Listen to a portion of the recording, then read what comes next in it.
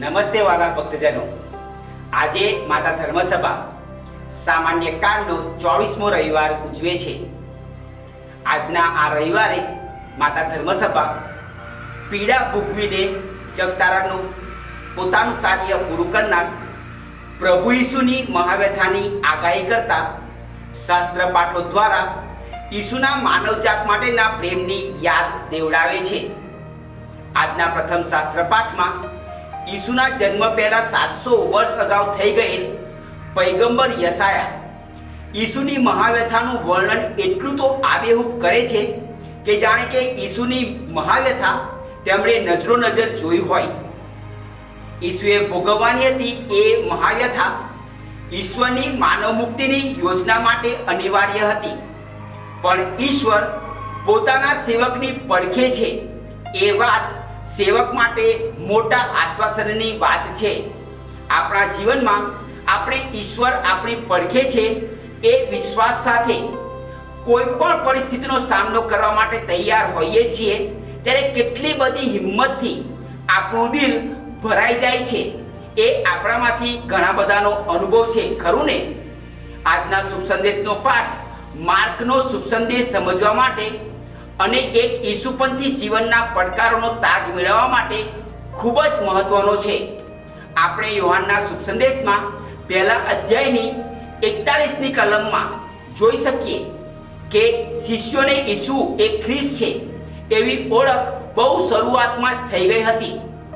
આંદ્રિયાએ તેના ભાઈ સિમોનને કહ્યું હતું કે અમને મસીહ એટલે કે ખ્રિસ્ત મળ્યા છે, પણ વિધિની વક્રતા એ હતી કે પ્રારંભથી જ આવી સાચી ઓળખ થઈ ગઈ હોવા છતાં અને ઈસુ સાથે આટલા નિકટના સહવાસ પછી પણ તેઓ ઈસુના જીવનકાળ દરમિયાન ઈસુનું ખ્રિસ્ત હોવું એટલે શું તે સમજી ન શક્યા.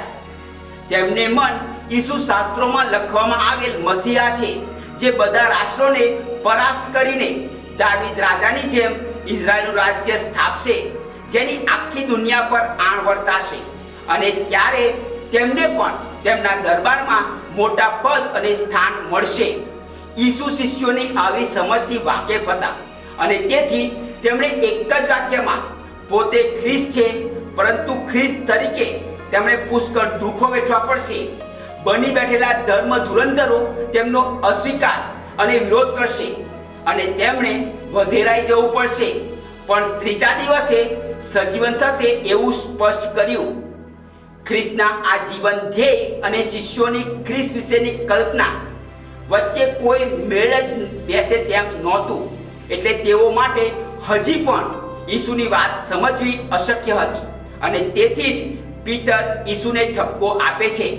પણ ઈસુ બધા શિષ્યો જુએ તેમ પીતરને ધૂતકારી કાઢીને કહે છે તે દુનિયાદારીમાં રાજે છે, તેથી ઈશ્વરની યોજના સમજી શકતો નથી. માર્કના શુભ સંદેશના અધ્યાય 8, 9 અને 10માં ઈસુ તેમની મહાવ્યથા, નકાર, મૃત્યુ અને પુનરુત્થાનની વાતનું પુનરાવર્તન કર્યા જ કરે છે. તેનું કારણ એટલું જ કે તેમના જીવન દરમિયાન જે વાત શિષ્યો સમજી ન શક્યા તે વાત તેમના પુનરુત્થાન પછી તેમને યાદ આવે અને તેઓ આખી વાત સમજી શકે. ઈસુ તેમના શિષ્યોને પોતાની ઓળખ વિશે પૂછે છે. એ જ પ્રશ્ન આપણને પૂછે તો કદાચ ધર્મ શિક્ષણના પાઠનો આધાર લઈને આપણે ગોખેલો જવાબ આપી શકીએ, પણ આપણે બધાએ આપણી જાતને એ જ પ્રશ્ન પૂછવાનો છે કે ઈસુ મારા માટે મારા જીવનમાં શું છે? આપણે તો ઈસુના અનુયાયીઓ છીએ અને ધર્મસભાએ આપણને ઈસુ વિશે પુષ્કળ શિક્ષણ આપ્યું છે, એટલે અભૂત એવા 2000 વર્ષ પૂર્વેના તેમના શિષ્યો કરતાં ઘણું જ્ઞાન આપણે મેળવ્યું છે.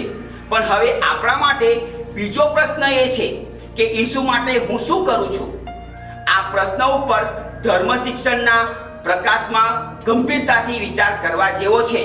ઈસુના શિષ્ય તરીકે આપણું આ મંથન આપણા જીવનમાં પરિવર્તન લાવી શકે છે. તો કરીશું આપણી ભીતરમાં થોડું ડોક્યું. આપ સર્વ ઉપર ઈશ્વરની ખાસ આશીષ ઉતરો.